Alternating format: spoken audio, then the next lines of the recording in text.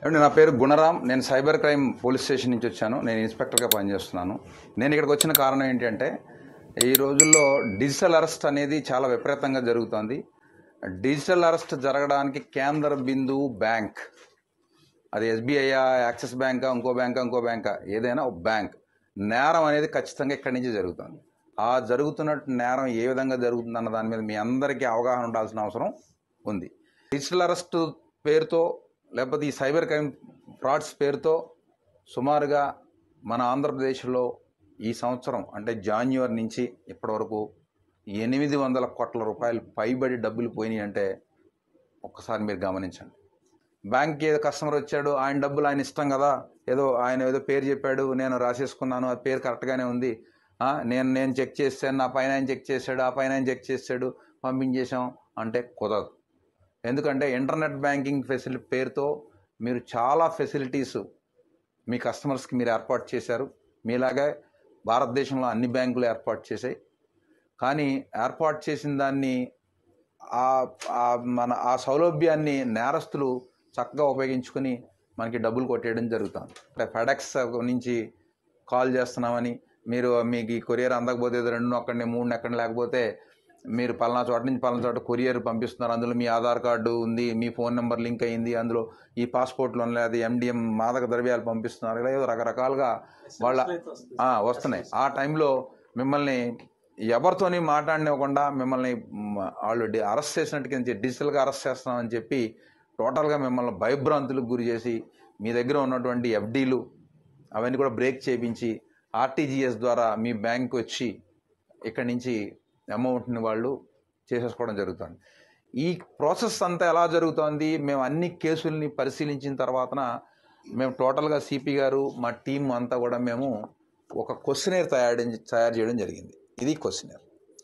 ఈ క్వశ్చనేర్ కనుక మీకు ఎవరైనా జాగ్రత్తగా వినండి, మీకు దగ్గరికి ఒక కస్టమర్ వస్తారు, అకౌంట్ నుంచి 2 లక్షల రూపాయలు పైబడి వేరే అదర్ స్టేట్ ఖాతాకి దేనికైనా వాళ్ళు ఎక్కువ అమౌంట్ ట్రాన్స్ఫర్ చేస్తున్నారు అంటే మీరు ఫస్ట్ చేయాల్సింది ఏంటి, అలా ఎందుకు డబ్బు ట్రాన్స్ఫర్ చేస్తున్నారు, కారణం ఏంటి, వాళ్ళు ఏదో చిన్న పొడిగి వాళ్ళు భయంలో ఉంటారు.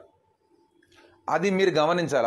అతన్ని గమనించాలి. అతని మొహం కవళికలు ఎలా ఉన్నాయి, ఫోన్లో మాట్లాడుతున్నాడా, ఏం చేస్తున్నాడు, ఏంటి, ఫోన్ అవసరం ఫోన్ కట్టేమని చెప్పాలా, కట్టనండి, లేదు నాకు ఏదో అంటాడు అంటే మీరు వెంటనే పట్టుకోవాలి, ఏదో జరుగుతుంది. ఇది మీరు అడ్డంగా అవసరమైతే గొడవ పెట్టుకోండి, ఏం పర్వాలేదు, మాకు ఫోన్ చేయండి, మేము వస్తాం. ఇప్పుడు మొన్న ఇదే ఎస్బీఐ బ్యాంకులో 1,25,00,000 ఒక్కసారిగా వెళ్ళిపోయినాయి. మళ్ళీ ఇదే SBI bank Tiruvuru branch manager గారు వచ్చిన అబ్బాయిని గమనించి చేయడం వల్ల 60 లక్షల రూపాయల ఫ్రాడ్ ఆపగలిగాడు. ఇదే మహబూబ్ నగర్లో ఎస్బీఐ బ్రాంచ్లో ఇలాగే ఒక బ్యాంక్ మేనేజర్ గారు వెంటనే మాట్లాడి అక్కడ కూడా ఆపగలిగాడు. మీరు కొన్ని క్వశ్చనేర్ వాళ్ళు ఖచ్చితంగా మీరు అడగాలి. ఆ క్వశ్చన్ ఏం అడగాలి అన్నది నేను మీకు చదివి వినిపిస్తాను. ఈ ఖచ్చితంగా మీ మైండ్లో, అందరి మైండ్లోనూ ఉండాలి. అటెండర్ దగ్గర నుంచి బ్యాంక్ మేనేజర్ వరకు ప్రతి వాళ్ళు కూడా ఈ విషయం గురించి తెలుసుకుని ఉండాలి. లేకపోతే కనుక ఖచ్చితంగా క్రైమ్ ఇక్కడి నుంచే జరుగుతుంది, బ్యాంక్ నుంచే జరుగుతుంది. దీన్ని ఏదో బరువు, ఇది బడ్డెన్ అయిపోతుంది, నేనెందుకు అడగాలనేది కాకుండా మీరంతా కూడా ఖచ్చితంగా బాధ్యతగా ఫీల్ అయ్యి ఒక గుడ్ ఫెయిత్తో మీ కస్టమర్ని సైబర్ నేరం నుంచి నివారించాలి అనేటువంటి గుడ్ ఫెయిత్తో మీరు ఇక్కడి నుంచి పనిచేయాల్సిన అవసరం ఉంది. ఇలా చేస్తేనే, మనందరం కలిసికట్టుగా ఇలా చేస్తేనే ఈ నేరాల్ని అరికడతాం. దీని గ్రావిటీ ఎంత ఉంది అంటే లాస్ట్కి మన దేశ ప్రధానమంత్రి గారు మన్ కీ బాత్ కార్యక్రమంలో డిజిటల్ అరెస్ట్ గురించి చెప్పేటువంటి పరిస్థితి వచ్చింది అంటే ఈ నేరం తాలూకా తీవ్రత ఏ విధంగా ఉందో మీరంతా గమనించాలి. మళ్ళీ ఫామ్ నెక్స్ట్ ఎవరికో పంపిస్తారు, నెక్స్ట్ బ్యాంకు మీరు వచ్చింది కదా అని ఇలా గీసేసి సంతకాలు పెట్టేసేసి మనం ఇలా చేసేస్తామంటే మాత్రం ఇక్కడి నుంచి కుదరదు. తేడా వచ్చిందంటే మీరు కూడా కేసుల్లో ఇరుక్కుంటారు.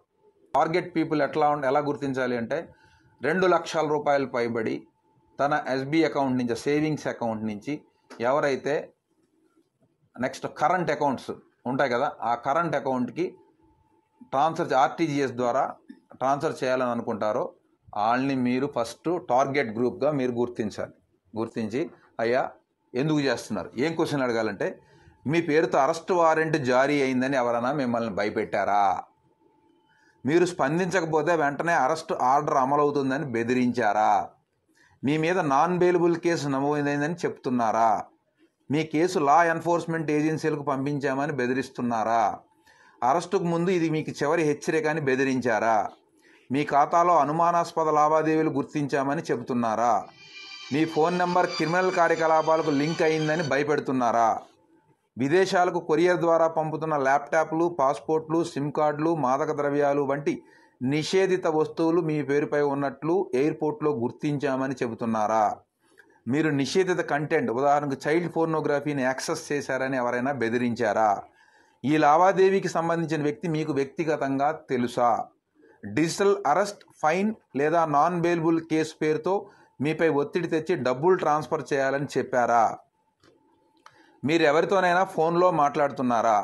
సిబిఐ, కస్టమ్స్, ఈడీ లేదా పోలీస్ అని చెప్పి మీకు వీడియో కాల్ చేసి చూపించి భయపెట్టారా?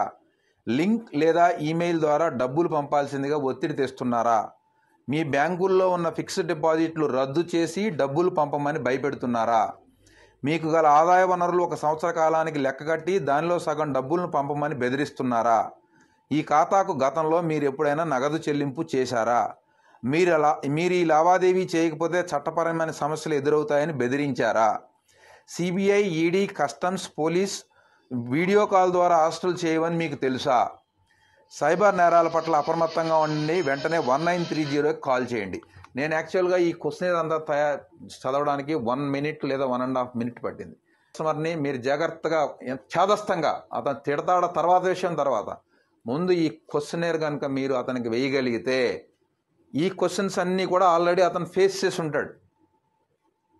అతను ఒక భయంలో మీ దగ్గరికి వస్తాడు, ఓ భయంలో ఉంటాడు. ఈ అడిగితే ఓ ఎస్ ఇవన్నీ అడుగుతున్నారు, వాడు కూడా నన్ను అడిగాడు, ఓహో ఇది ఫ్రాడ్, ఇది ఖచ్చితంగా నా డబ్బులు కొట్టేయడానికి ఎవడో ట్రై చేస్తున్నాడు అని ఆ క్షణం నుంచి మీరు అతన్ని బయటికి తీసుకురావాల్సిన గురుతరమైన బాధ్యత మీ అందరి మీద ఉంది. అది మీరు మాత్రమే చేయగలరు. మీ కస్టమర్ని మీరే రక్షించాలి. కస్టమర్ ఎటువంటి పరిస్థితిలో ఉన్నాడు అనేది కూడా మీరు గమనిస్తూ ఉండాలి. మీరు ముఖ్యంగా మీరే చేయాలి. అటెండర్లు, సెక్యూరిటీ వచ్చిన వాళ్ళంతా సార్ ఇక్కడ ఇటువంటి చూడండి అని మీరు చదివిపించాలా. ఏమంటే ఇదే బయట బోర్డు, పెద్ద బోర్డు పెట్టండి, ఫ్లెక్సీ పెట్టండి, నేను మీకు సాఫ్ట్ కాపీ పంపిస్తాను, పెద్దది పెట్టండి. వచ్చిన వాళ్ళని వెళ్ళే వాళ్ళని చదివించాలి.